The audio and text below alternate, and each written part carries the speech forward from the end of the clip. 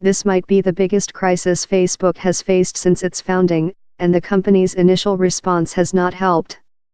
The proposed departure of the company's data security chief, Alex Stamos, has spread anxiety through the company internationally, and it is being reported that this opened up already significant divisions within the company about just how transparent it should be.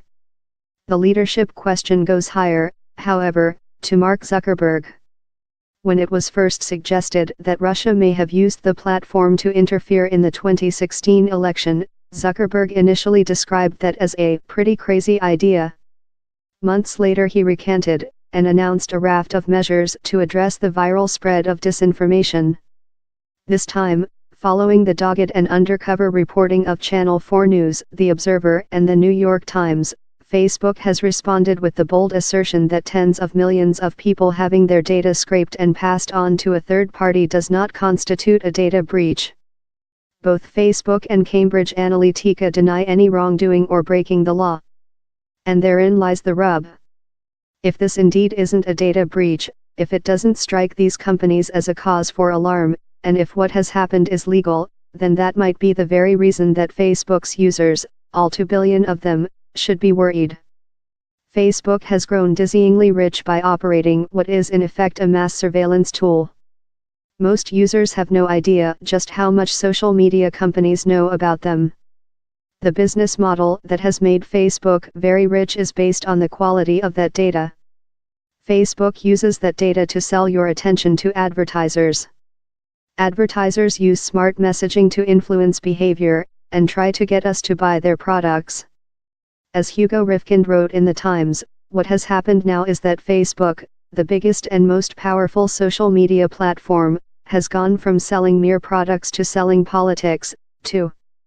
Political operatives, whether they be from democracies or not, also want to use smart messaging to influence behavior, in order to get us to vote for a particular candidate, or to undermine a consensus and degrade the truth. A smart corporate response from Facebook would grant that the remarkable innovations and technology that have created its news feed, an often addictive and for now free product, are now being exploited for goals that are not always socially desirable. Instead, the company's instinct was to alight on a technicality, and say this was no data breach, despite the fact that it suspended the accounts of Cambridge Analytica and its whistleblower, Chris Wylie. Now at last the company is stepping into gear, calling a meeting of all staff to address concerns and answer questions. Several different investigations on both sides of the Atlantic are now underway. Mark Zuckerberg may not want to appear before the DCMS Select Committee, but he will have to make a public pronouncement soon enough. Blog posts alone won't do. It must never be forgotten that, with all the zeal that has become customary in the world of superstar tech firms, Facebook executives talk about their company in missionary terms.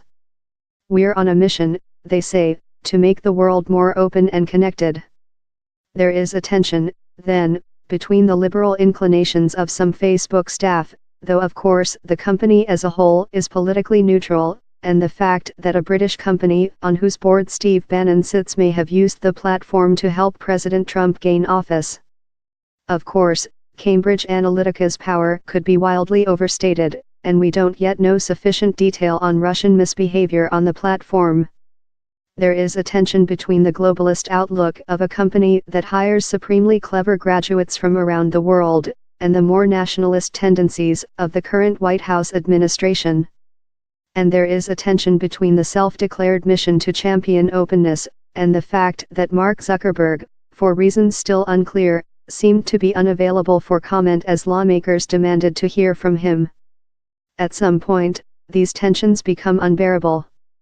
A month ago, I said Facebook may have peaked, in influence if not in wealth. I wonder if Alex Stamos's departure will persuade some staff there of this thesis.